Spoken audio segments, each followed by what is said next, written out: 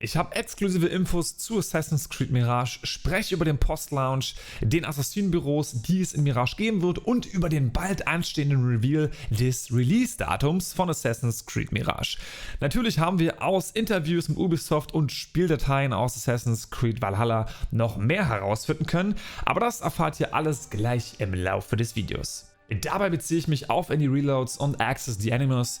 Access the Animus hat ein Interview mit Ubisoft und Andy Reloads, natürlich, wie soll es auch anders sein, in Zusammenarbeit mit Pedda, hat in den Spieldateien auch was gefunden zu Mirage. In Assassin's Creed Mirage wird es ähnlich wie in AC1 auch Assassinenbüros geben. Und nein, keine Ruinen so wie in Valhalla, sondern aktive Büros. Dennoch werden wir beauftragt, weitere Büros zu eröffnen und manche können wir laut Eurogamer nur öffnen, beziehungsweise manche können nur geöffnet werden, wenn wir hochrangige Ziele ausschalten. Es soll jeweils ein Büro pro Bezirk geben, also könnten es insgesamt zwischen 3 bis 5 Büros sein. Dort kann Basim übrigens Upgrades durchführen und natürlich auch neue Aufträge annehmen. Im GameSpot-Interview mit Jean-Luc Salard wurde gesagt, dass diese Büros Aktivitäten anbieten, um Ziele zu identifizieren, zu ermitteln und den Ort zu entdecken, der dann später zur Blackbox-Mission wird. Ihr wisst ja sowieso schon, dass diese Blackbox-Missionen in Mirage Einzug gehalten werden, allerdings haben wir noch detailliertere Informationen. Und zwar die Hauptquests, wo wir final unsere Ziele ausschalten müssen, folgen eben diesem Format. Vergleichbar wie zum Beispiel mit den Blackbox-Missionen aus Assassin's Creed Unity. Narrative Director Sarah Beaulieu hat vor kurzem in einem Interview erwähnt, dass diese Missionen verschiedene Möglichkeiten bieten, das Ziel auszuschalten und sogar zu jagen. Und dabei werden wir verschiedene Möglichkeiten haben, das Ziel, ich sag mal, nach Hause zu bringen. I can bring you in warm, or I can bring you in cold. Wie anfangs schon erwähnt, sind diese Blackbox-Missionen fest an spezielle Orte fixiert, die man auf der Karte dann einsehen kann. Und final können wir natürlich diese Orte und diese Missionen über die Assassinenbüros starten. Tatsächlich werden wir schon vorab die Möglichkeit bekommen, in der Open World von Assassin's Creed Mirage Infos, Hinweise zu Aufgaben und deren Ziele zu finden. Das Ganze wird in einem dynamischen Questboard festgehalten, sodass wir Dinge nicht doppelt ablaufen müssen. Was ihr auf jeden Fall auch nicht doppelt machen müsst, ist, den Dränger-Daumen nach oben zu geben für dieses Video, wenn ihr es bis hierhin hilfreich fandet. Vielen Dank! Und wenn wir dann das Ziel erreicht haben und das Attentat durchführen, habe ich noch eine gute Nachricht für euch. Und zwar sind die Animationen für die Attentate komplett neu. Die wurden nicht aus Valhalla mitgenommen, sondern für Mirage komplett eigens neu entwickelt. Und Jean-Luc Salard hat noch eine Nachricht für uns im Interview mit GameSpot erwähnt. Und zwar, dass es eine neue Fähigkeit für Basim geben wird bezüglich der Attentate. Und zwar den Assassinenfokus. Der erlaubt es Basim, mehrere Gegner auf einmal zu erledigen, also ähnlich wie in den älteren Teilen des Franchises. Außerdem kann man diese Fähigkeiten upgraden, denn zu Beginn werden wir nur die Möglichkeit haben, 2 Personen gleichzeitig auszuschalten, später dann mehr. Außerdem wird das ein Skill sein, der einen Cooldown hat, also können wir das Ganze nicht mit Alt F4 spammen, sondern müssen uns ab und zu gedulden.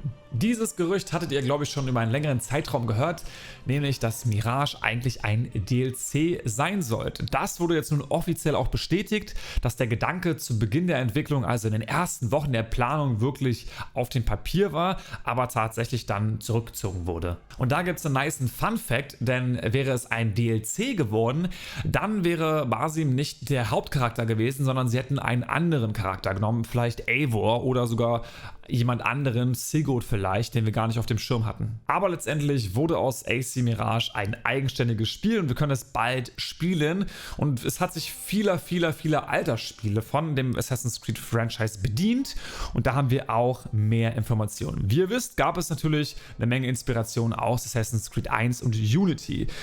Da kommen jetzt aber noch mehr Spiele ans Tageslicht, die als Inspiration genutzt wurden. Klar, die Attentate und das Gameplay und die Story-Elemente wurden von AC1 gezogen, das Parcours-Gameplay und die Menschenmengen aus Unity. Und nun wurde noch ein weiteres Game genannt, und zwar Origins.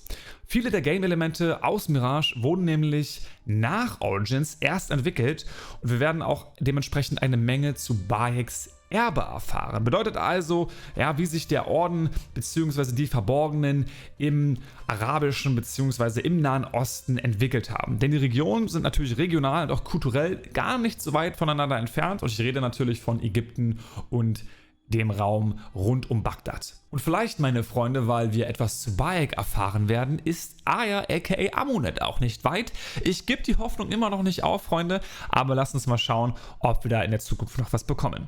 Jean-Luc Salah fügte im Interview mit Access the Animals noch ein weiteres Game hinzu, und zwar Assassin's Creed Revelations. Dabei nannte er die Basare und den allgemeinen Vibe, der ihm gefallen hat und dementsprechend auch als Inspiration gedient hat.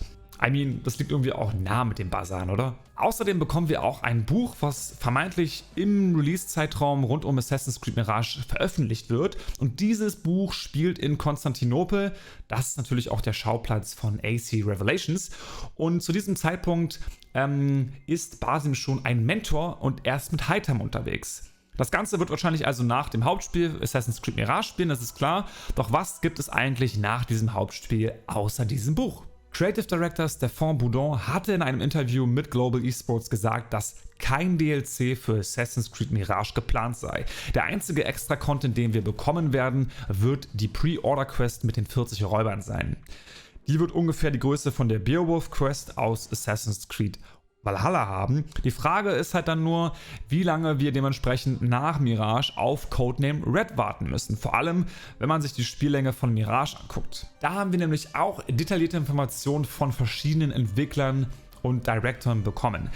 Laut Creative Director Stéphane Boudon soll das Ganze eine Länge zwischen AC2 und Unity haben, also doch schon ein breiter Zeitraum. Und jetzt wird es aber richtig komisch, denn die beiden anderen, Marc-Alexis Coté und Jean-Luc Salah, haben was anderes gesagt. Marc-Alexis Coté meinte, dass das Spiel etwa eine Spiellänge von 15 bis 20 Stunden haben wird, und Art Director Jean-Luc Salah erwähnte etwas von einer ungefähren Spiellänge wie zum Beispiel AC Rogue oder AC Revelations. Also können wir uns sicher sein, dass es irgendwie in der goldenen Mitte zwischen AC2 und Unity liegen wird. Also ich denke mal 20 bis 30 Stunden. Das war wirklich eine Menge Informationen für ein Video, aber jetzt kommen wir erst zum besten Teil davon. Denn in den Spieldateien hat Pedder etwas gefunden. Andy Reloads hat es geteilt und es geht um eine Verbindung zwischen Assassin's Creed, Valhalla und Mirage, die jetzt dank dieser Spieldatei eigentlich so gut wie inoffiziell offiziell ist. Das Ganze ist jetzt auch eine Spoilerwarnung für Assassin's Creed Valhalla. Ich denke, das sollte jetzt jedem von euch bewusst sein. Dank Pedder und Andy Reloads wissen wir nämlich, dass wir Besuch bekommen in England. Und ihr wisst jetzt wahrscheinlich schon, wer das Ganze sein könnte, der uns da besucht, denn Basim ist es auf jeden Fall nicht. Wir haben folgenden Eintrag, nämlich ACK, also Assassin's Creed Kingdom, das war der Arbeitstitel, Expansion, Rift, Teaser, Rift war der damalige Name für Assassin's Creed Mirage, und dann der Name Meet Roshan. Also wir werden Roshan treffen, unser Mentor aus Assassin's Creed Mirage. Und man muss wirklich sagen, Valhalla spielt ja zwischen den Jahren 872 bis 878 nach Christus. Heißt also natürlich nach Mirage. Roshan lebt also noch und wir haben sie als Basim auf jeden Fall nicht getötet. Sie wurde im Jahr 800 geboren, also was will sie mit ihren 70 bis 80 Jahren in England? Hat sie einen Edensplitter, der sie länger am Leben hält? Beziehungsweise hat sie einen Edensplitter, wo sie gespürt hat, dass Loki langsam die Kontrolle über Basim übernommen hat? Vielleicht will sie ihn aufhalten, vielleicht will sie nur reden im Café, man weiß es nicht. Allerdings wird es interessant, wann diese Quest kommen wird. Denn ich kann jetzt schon mal vorab sagen, in The Last Chapter, also höchstwahrscheinlich im Dezember, werden wir diese Quest nicht bekommen. Wir wissen nämlich aus anderen Spieldateien von Pedder, die sich jetzt auf das Last Chapter DLC beziehen, dass diese Daten immer die Endung TLC vor dem eigentlichen Namen hatten, anstatt wie hier jetzt bei dem Eintrag EX. Bedeutet also, in The Last Chapter werden wir sie wahrscheinlich nicht zu Gesicht bekommen. Andy hatte auch ein gutes Argument genannt. Wenn das Spiel erst in ein paar Monaten rauskommen sollte, also sagen wir mal März, April, Mai, Juni, dann würden die Leute das Ganze bis dahin vergessen haben. Ihr zockt jetzt quasi dann theoretisch, wenn es jetzt rauskommen würde, ihr würdet im Dezember die Quest zocken und würdet dann 3 Monate nichts mehr hören davon. Also es ist eher wahrscheinlicher, dass sie kurz vor dem Release in Valhalla reingepatcht wird. Aber wie lange müssen wir uns dann wirklich gedulden, bis Assassin's Creed Mirage rauskommt? Das ist eigentlich super einfach zu beantworten. Wenn alles gut läuft, haben wir ein paar Hinweise. Am 4. April bekommen wir ein Buch, The Golden City. Ich hatte es schon im Video natürlich hier erwähnt. Das spielt zeitlich nach Mirage, wäre also ziemlich blöd, wenn sie das vor dem eigentlichen Release raushauen würden. Beim Dawn of Ragnarok DLC war es ähnlich. Dort kam ein Comic zum DLC eine Woche nach Release des DLCs raus. Und bedeutet also, wenn wir jetzt den 4. April als Release-Tag für das Buch nehmen, 7 Tage zurückrechnen, können wir mit einem offiziellen Release am 28. März rechnen nächstes Jahr. Es sei denn, es läuft hier irgendwas schief, wie zum Beispiel beim Zorn der Droiden DLC. Das wurde ja auch später released, wurde übrigens auch von Ubisoft Bordeaux entwickelt. Könnte also gut möglich sein, dass das hier bei Mirage genauso passieren wird. Dann müssen wir mit einem späteren Release-Zeitpunkt rechnen. Das späteste wäre dann aber Mai, Juni. Noch später wäre, glaube ich, im Sommertief, glaube ich, sehr, sehr, sehr unclever. Macht euch aber keine Sorgen, auf das Release-Datum müssen wir nicht mehr so lange warten. Spätestens am 9. Dezember deutscher Zeit bei den Game Awards wird es sicherlich etwas zu Assassin's Creed Mirage geben. Noch später glaube ich nicht, weil die meisten Augen auch an diesem Tag auf die Game Awards gerichtet sind. Das heißt also, dass generell ein höheres Interesse.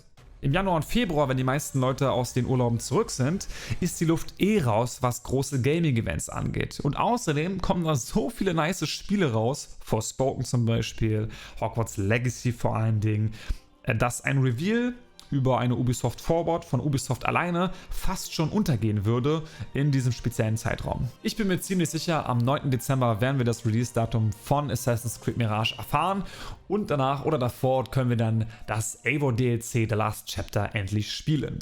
Und wenn ihr euch jetzt schon mal darauf vorbereiten wollt, würde euch dieses Video definitiv dabei helfen. Checkt das gerne mal ab. Ich bedanke mich auf jeden Fall bei euch. Wir sehen uns im nächsten Video. Vergesst die Glocke nicht beim Abonnieren, Freunde. Bis dahin, tschö mit Ö und ciao mit V.